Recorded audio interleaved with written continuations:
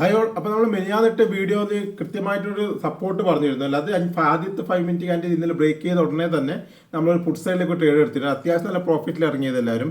പിന്നെ രണ്ടാമത് ട്രേഡ് എടുക്കാൻ കോൺഫിഡൻസ് മാർക്കറ്റ് ഉണ്ടായിരുന്നില്ല. അവസാനം ഒരു ബ്രേക്ക് ഔട്ട് വീണ്ടും തന്നിരുന്നെങ്കിലും നമ്മൾ എടുത്തിട്ടില്ല. ഇടയ്ക്കൊക്കെ ചിലരൊക്കെ ബൈ ചെയ്തിരുന്നു നമ്മൾ ലെവൽ വെച്ച് നോക്കിയിട്ട് അത്യാവശ്യം പ്രോഫിറ്റ് കിട്ടിയെന്ന് പറഞ്ഞു. പക്ഷേ നമ്മൾ ഒഫീഷ്യലായിട്ട് അങ്ങനെ ട്രേഡൊന്നും ഉണ്ടായിട്ടില്ല. ഒരു ട്രേഡേ ഉണ്ടായിരുന്നുള്ളൂ. ഇന്നലെ ആ ഒരു 5 മിനിറ്റ് ക്യാൻഡിൽ ക്ലോസ് ചെയ്ത ഉടനെ എടുത്ത ട്രേഡാണ്. അത് അത്യാവശ്യം നല്ല പ്രോഫിറ്റിൽ എല്ലാവരും ഇറങ്ങിയത്.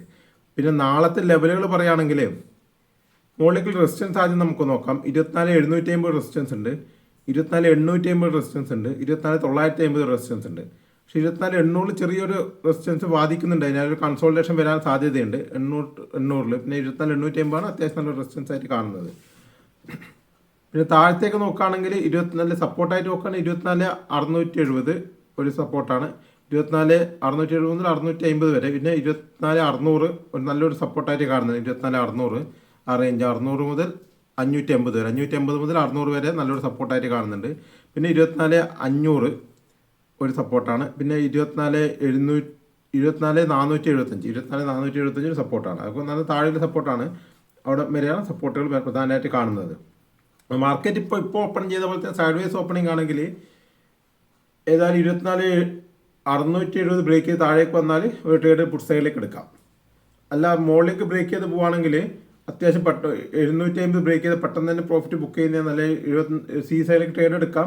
800 കഴിഞ്ഞ ഉടനെ തന്നെ 24,800 കഴിഞ്ഞ ഉടനെ തന്നെ ഒരു പ്രോഫിറ്റ് ബുക്ക് ചെയ്യുന്നത് നല്ലത്. ഇത്രമാത്രം മുകളിലേക്ക് പോകുന്നുള്ളത് ഒരു സ്ട്രെങ്ത്തിന് അത്ര വലിയ ഉറപ്പില്ല, അതുകൊണ്ടാണ്. പിന്നെ ഒരു ഗ്യാപ് ഡൗൺ ഓപ്പണിംഗ് ആണെങ്കിൽ നല്ല 5 മിനിറ്റ് ക്യാൻഡിലൊക്കെ നന്നായിട്ട് ബ്രേക്ക് ചെയ്യുന്നുണ്ട് താഴേക്ക് തന്നെ എടുക്കും. ഇല്ലെങ്കിൽ റിവേഴ്സായിട്ട് മുകളിലേക്ക് പോയിട്ട് 24,670 അല്ല 24,700 ഒക്കെ ടച്ച് ചെയ്തിട്ട് ഇന്നത്തെ ലോ ടച്ച് ചെയ്തിട്ട് തിരിച്ചു വരുന്നുണ്ടെങ്കിൽ നമുക്ക് എന്ത് ചെയ്യാം, പുട്ട് സൈഡിലേക്ക് ട്രേഡ് എടുക്കാം.